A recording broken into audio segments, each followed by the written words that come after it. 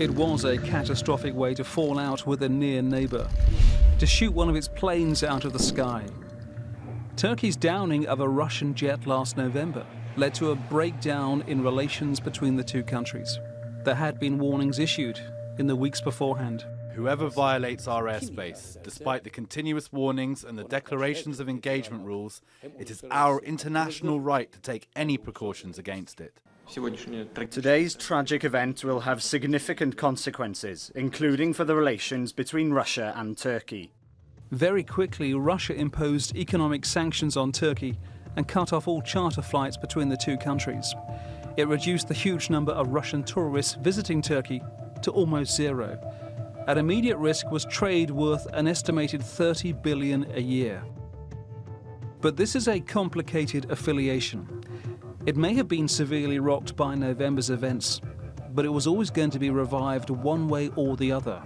There are too many valuable common interests, and recent domestic events in Turkey may have helped.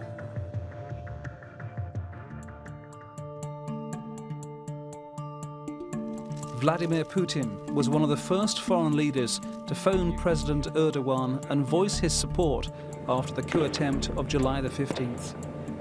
A contrast perhaps to the perceived cool reaction from Western leaders. We also discussed this morning the unfolding situation on the ground in Turkey. A NATO ally, obviously, and a key partner to the EU. We stand squarely on the side of the elected leadership in Turkey. Despite the words, Ankara didn't feel the Western powers were quick enough to offer full support. It's on the back of a huge wave of national support that President Erdogan is making his first overseas trip since the coup attempt. And it's significant that it's to Russia, marking a dramatic upturn in the political relationship, one that was characterized only a few months ago by the trading of diplomatic insults.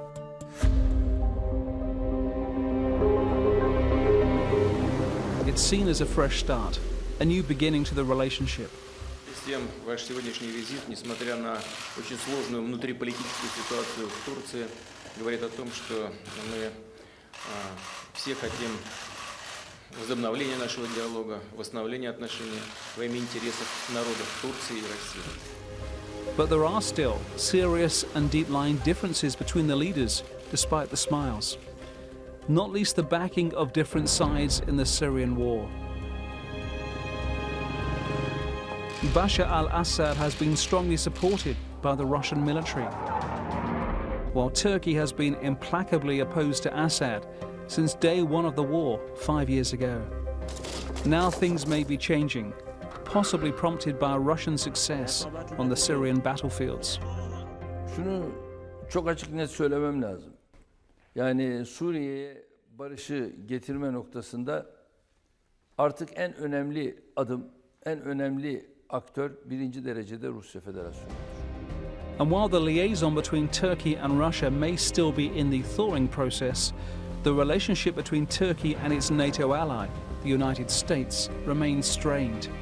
The visit to St. Petersburg is being watched very closely in Western diplomatic circles. Francis Collings, The Newsmakers.